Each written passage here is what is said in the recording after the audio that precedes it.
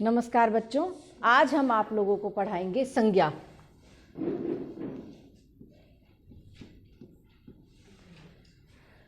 संज्ञा जो दो शब्दों से मिलकर बना है, सम धन ज्ञा। सम एक उपसर्ग है जिसका अर्थ होता है संपूर्ण रूप से, संपूर्ण रूप से। और ज्ञा एक ऐसा शब्द है जिसे प्रत्यय की तरह प्रयुक्त किया जाता है, क्योंकि प्रत्यय जितने भी हैं उनका कोई भी अर्थ नहीं होता, किंतु ज्ञा एक शब्द है जिसका अर्थ होता है जानकारी रखने वाला, जानने वाला।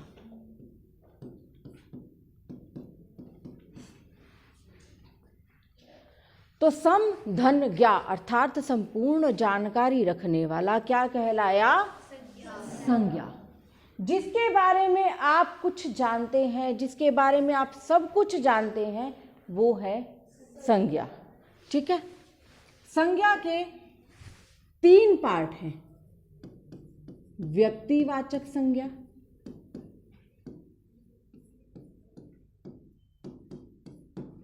नंबर 2 जातिवाचक संज्ञा, नंबर 3 भाववाचक संज्ञा।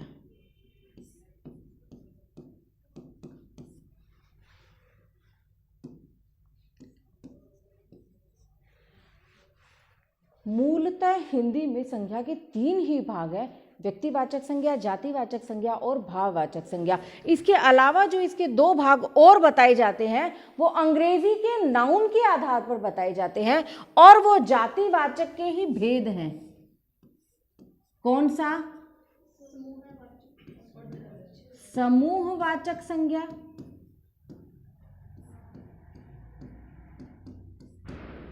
और दूसरी द्रव्यवाचक संज्ञा, जिसे पदार्थवाचक संज्ञा भी कहते हैं। क्या कहते हैं? पदार्थवाचक संज्ञा भी कहा जाता है। यहां तक आप लोगों को समझ में आ गया अच्छे से? अब हम पढ़ते हैं संज्ञा के भेद। सबसे पहले हम केवल व्यक्तिवाचक और जातिवाचक पढ़ेंगे।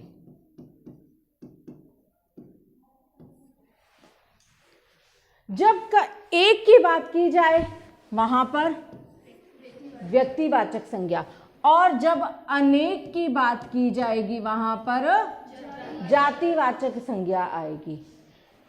राम एक है तो व्यक्तिवाचक संज्ञा, किंतु राम एक मनुष्य है तो जातिवाचक संज्ञा। मनुष्य एक जाति है जिसके जब आपने कोई उत्तर दिया कि तुम कौन हो, मैं सुनील हूं, मैं राम हूं, मैं सुषमा हूं, मैं शीला हूं, तो आप एक व्यक्ति हैं, आपकी पहचान एक ही है, आपके जैसा अन्य कोई नहीं हो सकता, तब आप आएंगे व्यक्तिवाचक संज्ञा में। किंतु यदि आप कहें कि मैं मनुष्य हूं, तो मनुष्य तो सभी है, आपके चारों तरफ मनुष्य ही मनुष्य नजर आते हैं आपको, तो आप पूछेंगे कौन सा मनुष्य, किस प्रकार का मनुष्य। जब कौन सा प्रश्न बने, उत्तर देने के बाद आगे प्रश्न बनते हैं, तब वहां पर आती है जातिवाचक संज्ञा। आप कहें कि हमने एक कुत्ता पाला है, हम एक कुत्ता लेकर आए, अब आगे प्रश्न आएगा कौन सा कुत्ता लेकर आए।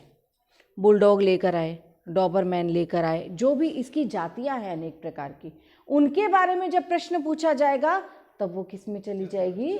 जातिवाचक में। किंतु यदि आपने सीधा ये प्रश्न किया कि हम जर्मन शेफर्ड का कुत्ता लेकर आए हैं, आगे कोई प्रश्न नहीं बचता। जब आपने कहा कि हम जर्मन शेफर्ड कुत्ता लेकर आए हैं, तो उसके बाद में आगे कोई प्रश्न बचता ही नहीं। आपने कहा हम गाय लेकर आए हैं, सामने से प्रश्न उठेगा आप कौन सी गाय लेकर आए हैं। हम देसी गाय का दूध ही पीते हैं, इसके बाद सामने कोई प्रश्न नहीं बचता कि आप कौन सी गाय का दूध पीते हैं, आपकी देसी गाय कैसी है, ये प्रश्न निरर्थक है। किंतु यदि आप कहें कि हम तो केवल गाय का ही दूध पीते हैं, तो आगे प्रश्न बनते हैं कि कौन सी गाय का दूध पीते हैं। तो जहाँ आगे प्रश्न नहीं बनते वहाँ व्यक्तिवाचक संज्ञा होती है, और जहाँ आगे प्रश्न अंदर के अंदर बनते जाते हैं वहाँ पर जातिवाचक संज्ञा होती है। दिशाओं के नाम, दिशाओं के नाम, ध्यान से सुनना, दिशाएं नहीं, नाम। जब पूछा जाए कि अनेक दिशाओं में राम की ख्याति फैली हुई थी, तो अनेक दिशाओं में सभी दिशाओं का नाम आ गया, चारों दिशाएं, और उसके बाद जो अंदर और भी दिशाएं होती है उन सब के नाम आ गए। किंतु जब कहा जाए कि पूर्व में राम की ख्याति फैली हुई थी, तब वहां पर व्यक्तिवाचक संज्ञा आएगा, यानी कि दिशाओं का जो नाम है, पूर्व एक है, पश्चिम एक है, उत्तर एक है, दक्षिण एक है, ये अनेक नहीं है। ये सब किस में आएंगी? जातिवाचक संज्ञा में आएंगी। वस्तुओं के नाम, हाँ, व्यक्तिवाचक संज्ञा में वस्तुओं के नाम। आपने कहा आज हम बिरयानी खाकर आए हैं। अब बिरयानी दो प्रकार की हुई, कौन कौन सी? वेज और नॉन वेज। उसके अंदर आगे भाग बन गए ना, जिस वस्तु के भाग बन जाए वो जातिवाचक में, और जिसके भाग नहीं बने वो। आपने कहा हम चावल खा के आए, बात खत्म हुई? बात खत्म क्यों नहीं हुई? चावल की भी आगे मीठे चावल, नमकीन चावल, सब्जियों वाले चावल, किस प्रकार के चावल खा के आए हैं, है ना? तो चावल की भी आगे आगे जाकर अनेक प्रजातियां आ जाती है, वो किस में आएगा? जातिवाचक संज्ञा में आएगा। नदियों के नाम,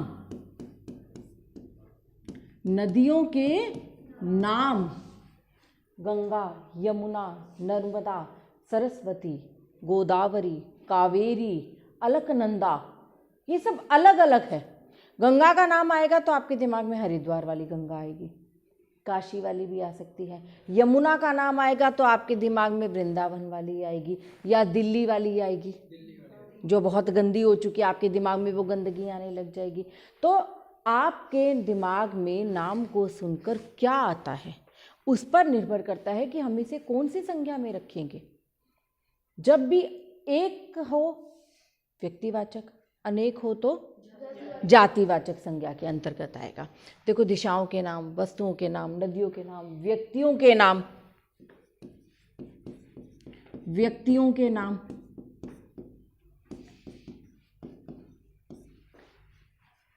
देखो, आप कहें कि जैसे मेरा नाम श्वेता है, तो आप कहें कि आपका नाम व्यक्तिवाचक संज्ञा में कैसे आ सकता है? तो ये ऐसे आ सकता है कि श्वेता नाम मेरा है, तो मेरे नाम के हजारों व्यक्ति होंगे, हजारों औरतें, हजारों लड़कियां होंगी जिनका नाम है श्वेता, किंतु मैं तो अपने आप में एक ही हूं। मेरा कोई सब्स्टिट्यूट नहीं है, मेरा कोई उदाहरण नहीं है, मैं अपने आप में एक हूं। चाहे 10 और हैं हमारी क्लास में, किंतु वो 10 भी अपने आप में एक एक ही गिनी जाएंगी, एक साथ समूह में नहीं गिनी जा सकती है। तो ये जातिवाचक में नहीं आएगा, ये व्यक्तिवाचक में आएगा। अब देखिए थोड़ा सा, ये नाम जो है, किसी भी वस्तु का, किसी भी व्यक्ति का जो नाम है, किसी भी स्थान का जो नाम है, वो संज्ञा में आएगा, क्योंकि नाम पहचान है, और पहचान सबकी व्यक्तिगत होती है। हर किसी की अलग पहचान होती है, दो व्यक्तियों की एक पहचान नहीं हो सकती है। कोई व्यक्ति अगर रेस में प्रथम आया है तो उसकी पहचान अलग होगी, और द्वितीय आने वाले की पहचान अलग होगी, सबकी पहचान अलग अलग है। तो जब किसी का नाम की बात आएगी तो वो व्यक्ति का वाचक संज्ञा में आएगा, और जब कब समूह की बात की जाएगी, संपूर्ण जाति की बात की जाएगी, वहां पर जातिवाचक संज्ञा आती है। क्लियर? यहां तक समझ में आ गया? अब देखो, यहां पर नाम थे, किंतु नदियां, पर्वत, पहाड़, वस्तुएं, शहर, देश, ये सब जातिवाचक के अंतर्गत आएंगे। अब व्यक्तिवाचक और जातिवाचक की एक और पहचान है कि व्यक्तिवाचक संज्ञा को परिवर्तित किया जा सकता है, किंतु जातिवाचक को परिवर्तित नहीं किया जा सकता। शहर को परिवर्तित नहीं कर सकते आप, उसके नाम को परिवर्तित कर सकते हैं। आप रोज न्यूज़पेपर में पढ़ते हैं ना, बहुत से लोग अपना नाम परिवर्तित कर देते हैं, है ना। तो नाम तो हम परिवर्तित कर सकते हैं, किंतु आप ये नहीं परिवर्तित कर सकते कि आप एक मनुष्य हैं। आप उसकी जाति को परिवर्तित नहीं कर सकते, चाहे कोई मनुष्य है, चाहे कोई जानवर है, चाहे कोई शहर है, चाहे कोई वस्तु है। आप चावल को दाल नहीं कह सकते, शहर को आप देश नहीं कह सकते, राज्य को आप जिला नहीं कह सकते।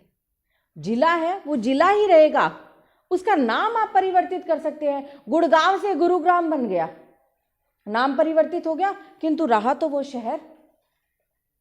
तो इसी तरीके से आप व्यक्तिवाचक को तो परिवर्तित कर सकते हैं, किंतु जातिवाचक को परिवर्तित नहीं किया जा सकता। क्लियर? यहां तक समझ में आ गया आप लोगों को अच्छे से? कोई डाउट, कोई दिक्कत? इसके बाद बारी आती है नंबर तीसरी संज्ञा की, भाववाचक संज्ञा।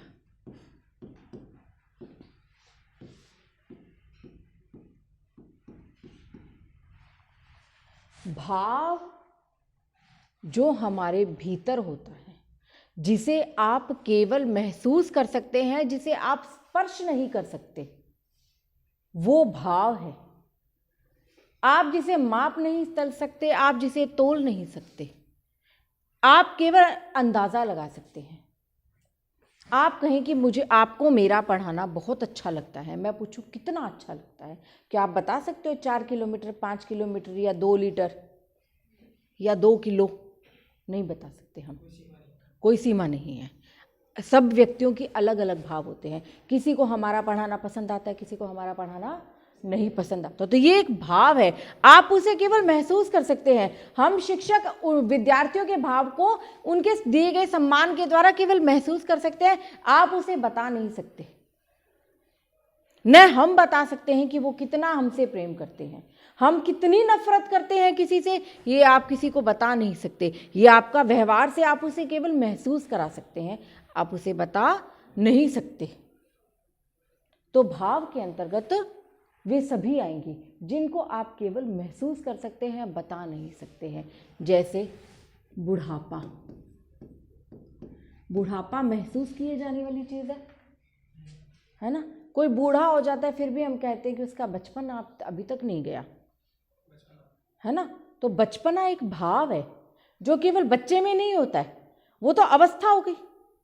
बच्चे में जो चीज़ है वो एक बच्चे की, वो नेचुरल है, सामान्य प्रक्रिया। बच्चे में बचपना होना सामान्य प्रक्रिया है, किंतु किसी बड़े व्यक्ति में बचपना होना एक असामान्य प्रक्रिया है, वो केवल भाव के अंतर्गत आती है।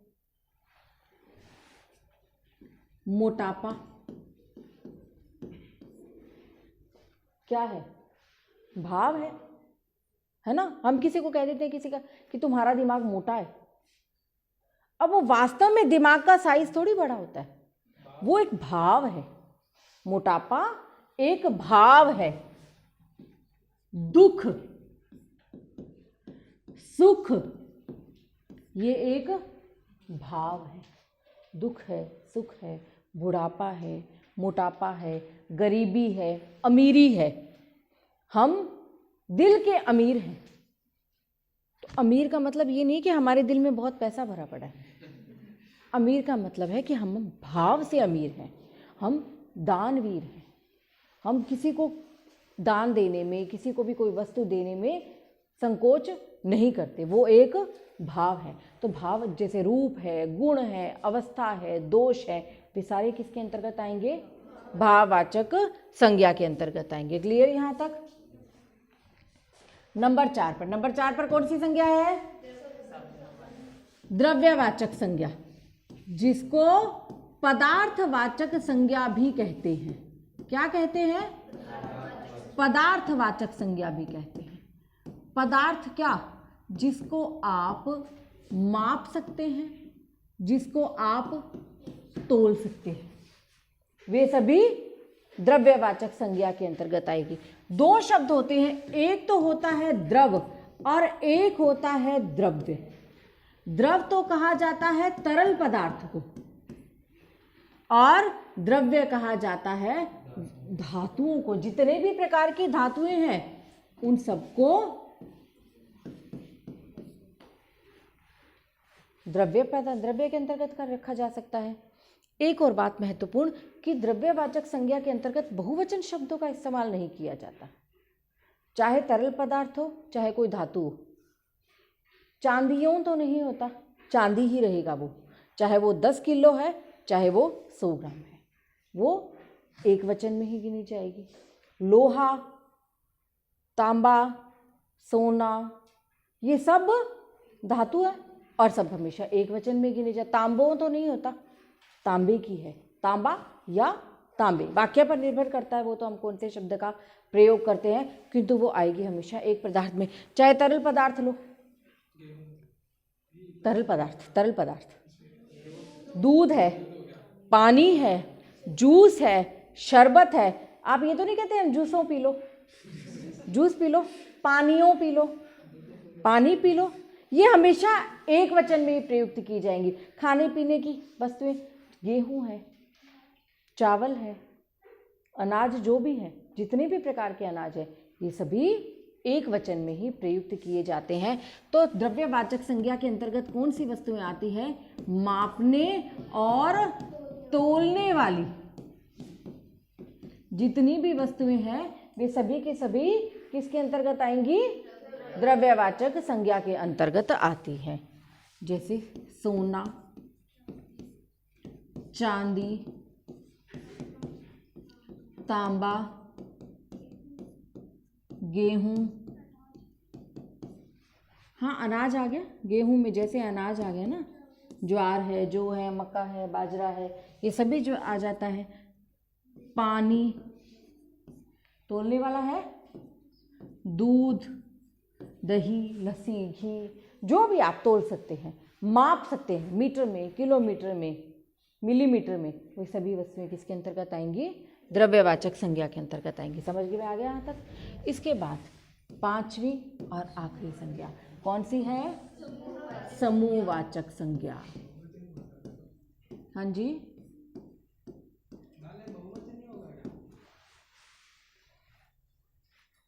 दालों में आप ले रहे हैं ना, दालों तो बहुवचन में प्रयुक्त किया जा सकता है, किंतु दाल ही आता है शब्द, वो आप अनेक प्रकार की दालों को ले रहे हैं, मिक्स करके ले रहे हैं, तब आप दालों में बहुवचन के अंतर्गत प्रयुक्त कर रहे हैं, किंतु वैसे तो दाल ही प्रयुक्त किया जाता है। आज हमने क्या बनाई है? आज हमने मूंग की दाल बनाई है, दालें तो नहीं बनाई हमने, दाल बनाई है। चाहे मिक्स बनाए तो भी आप दाल का प्रयोग करते हैं, मिक्स दाल बनाएंगे तो भी आप दाल का ही शब्द का प्रयोग करेंगे, दालों शब्द का प्रयोग नहीं किया जाता वहां पर। वो तो वाक्य पर निर्भर करता है, वाक्य पर निर्भर करता है कि आप कौन से शब्द का प्रयोग कर रहे हैं। समूहवाचक संज्ञा, अब देखिए समूहवाचक संज्ञा के अंतर्गत दल, गुच्छा, भीड़, मेला, सभा, समूह, ये सारे शब्द इसके अंतर्गत आ जाते हैं। जातिवाचक और समूहवाचक में बहुत ज़्यादा अंतर नहीं है। जब भीड़ की बात की जा रही है, जब दल की बात की जा रही है, समूह की बात की जा रही है, गुच्छे की बात की जा रही है, अंगूरों का गुच्छा, आज बहुत भीड़ थी, तो वहाँ पर समूहवाचक संज्ञा आएगी। किंतु जब जाति के बारे में बात की जाएगी, कि ब्रीड के बारे में, प्रॉपर शब्द कहीं हम अंग्रेजी में अगर आपको समझ में आए, ब्रीड के बारे में, उसकी जाति के बारे में बात की जाएगी, तब जातिवाचक संज्ञा के अंतर्गत आएगा। और ऐसे यदि आप ग्रुप में, समूह में भीड़ की बात कर रहे हैं, इकट्ठे एकत्रित किसी वस्तु के बारे में बात कर रहे हैं जो एक साथ है, भीड़ एक साथ होती है, गुच्छा हमेशा एक साथ होता है, जाति एक साथ नहीं हो सकती, नहीं हो सकती ना जाति एक साथ। जब कोई वस्तु एक साथ हो वहाँ पर समूहवाचक संज्ञा की बात की जाती है।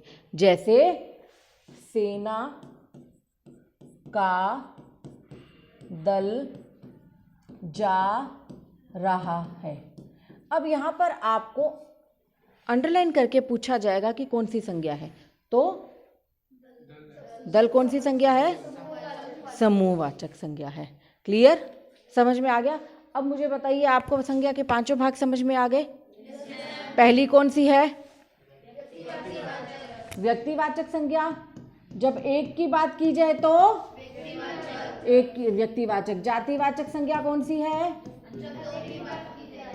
जब अनेक की बात की जाए, दो की नहीं। दो में तो राम और श्याम दो आ गए, वो तो व्यक्ति हो गए, दो की बात नहीं। जब अनेक की बात की जा रही है, संपूर्ण जाति का बोध जहां करवाया जा रहा है कि मनु पहला मनुष्य था, वहां मनुष्य अंडरलाइन करके आपसे पूछा जाएगा कि मनुष्य किस में आएगा, तो जातिवाचक में आएगा। अनेक की बात की जाएगी तो जातिवाचक में भाव, रूप, गुण, अवस्था, दोष, जिनको आप केवल महसूस कर सकते हैं, हमारी कमियों को, हमारे दोषों को हम केवल महसूस कर सकते हैं, हम उन्हें बता नहीं सकते। वो किस में आएंगे? भाववाचक संज्ञा में आएंगे। अगली कौन सी है? द्रव्यवाचक संज्ञा। कौन सी आएंगी इसमें? मापने और तौलने वाली सभी वस्तुएं द्रव्यवाचक में आएंगी। इसके बाद समूहवाचक संज्ञा। किसी भी वस्तु को जब आप एक साथ रखते, बहुत सारी वस्तुएं आप उनको एक साथ दिख दिया, बहुत सारे व्यक्ति हैं जो झुंड में आ गए, वो किस में आ जाएंगे? समूहवाचक में। जो ग्रुप का, जो पूरे समूह का बोध करा रहे हैं, वो किस में आ जाएंगे? समूहवाचक में आ जाएंगे। जैसे झुंड, वो चाहे व्यक्तियों का है चाहे वो वस्तुओं का है, तो किसके अंतर्गत आएगा? संज्ञा में। क्लियर? समझ में आ गया आप लोगों को अच्छे से? धन्यवाद। आप सभी का बहुत बहुत धन्यवाद मेरे वीडियो को देखने के लिए। आप सभी से अनुरोध है कि आपको अगर मेरा वीडियो अच्छा लगा तो आप इसे लाइक, शेयर एंड सब्सक्राइब कीजिए। धन्यवाद।